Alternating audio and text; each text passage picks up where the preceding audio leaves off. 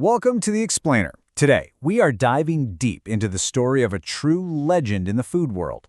A fruit so extreme, it's actually been nicknamed the King of Fruits. So yeah, let's get right into this fascinating and very, very divisive topic. Okay, let's start with a little riddle. Picture this. There's a fruit that's so loved, so revered, people consider it a royal delicacy, a true treasure.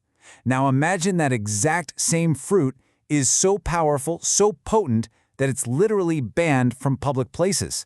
What on earth could possibly be both? Well, the answer is durian.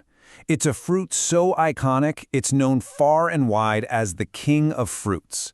It's a massive cultural deal all across Southeast Asia. We're talking countries like Malaysia, Indonesia, and Thailand.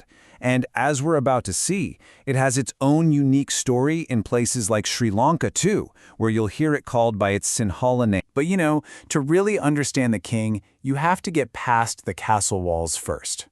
So let's take a closer look at what actually makes this fruit so special. From the outside in. The whole durian experience really starts with its exterior, which is, let's be honest, pretty intimidating. It's this hard, spiky shell that looks like something out of a video game.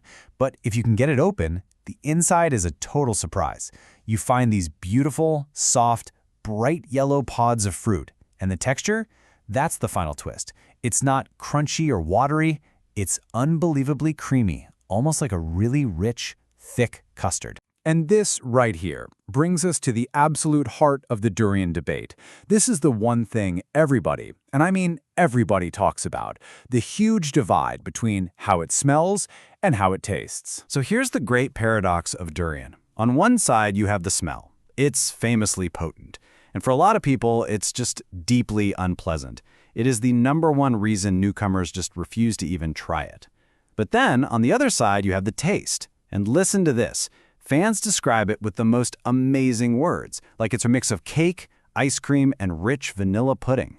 So the very thing that pushes people away is actually guarding a flavor that its fans think is just heavenly. And this quote just nails it, doesn't it? For so many people, there's this real curiosity, this desire to try durian. But that first bite can just be, well, a really strange experience. It is the absolute definition of an acquired taste. You've got to get over that initial hurdle. Okay, but let's move past the whole smell versus taste thing for a minute. Because hiding inside that creamy fruit is another secret entirely. Durian is an absolute nutritional powerhouse. I mean, just take a look at this. It is packed with vitamins A, B, and C. It's really high in carbohydrates, which is why it gives you such a burst of energy. Plus, it's loaded with antioxidants. And, this is a big one, it's very high in calories. This is not a light, casual snack. It's a dense, powerful fruit that gives you a serious nutritional punch. So when you mix all of that together, the incredible taste, that infamous smell, and the amazing nutrition, you end up with something that's so much more than just a fruit. It's a full-on cultural icon, one that is both deeply, deeply loved and strictly regulated. Yup, you are seeing that right. Banned. It is kind of hard to imagine a fruit being outlawed, but with durian, its powerful personality makes it a very special case. So why the ban? Well, it all comes back to that one thing, the smell. The odor is so strong, so lingering, it can completely take over an enclosed space for hours. And because of that, you're not allowed to carry the raw fruit in a lot of public places, most famously on public transit systems, like the MRT in Singapore. But here's the amazing flip side to that.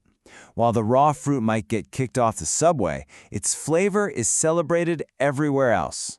In places like Malaysia and Thailand, people absolutely love the taste. It's used to make all kinds of treats, from durian-flavored oil and cakes to, of course, ice cream and milkshakes. It's a flavor people just can't get enough of. And what's cool is the story of durian isn't the same everywhere you go. Its personality can change a bit depending on where it's grown.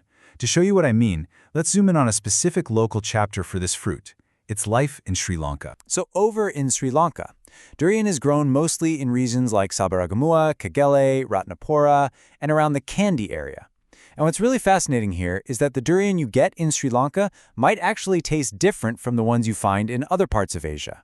It just adds another layer of mystery to this fruit's identity. Now, if all of this talk has you getting curious and maybe thinking about trying it, there are just a few last but very important things to keep in mind. The king of fruits demands respect, and that includes how you eat it. Remember how we said it was super high in calories? Well, that's why you probably don't want to eat a ton of it in one sitting, because it can definitely lead to weight gain. And because of its makeup, it's also usually recommended that people with high blood pressure or diabetes just take it easy with the durian. The big takeaway here is, by all means enjoy it, but, everything in moderation. So there it is, the king of fruits in all its glory. It's intimidating, it's controversial, it's delicious, and it's nutritious. A fruit that's literally banned from a train, but is the star of the dessert menu. We've peeled back all its layers, from that spiky outer shell to its creamy heart. So, now that you know all of its secrets, I guess there's only one question left to ask. Would you dare to try the king?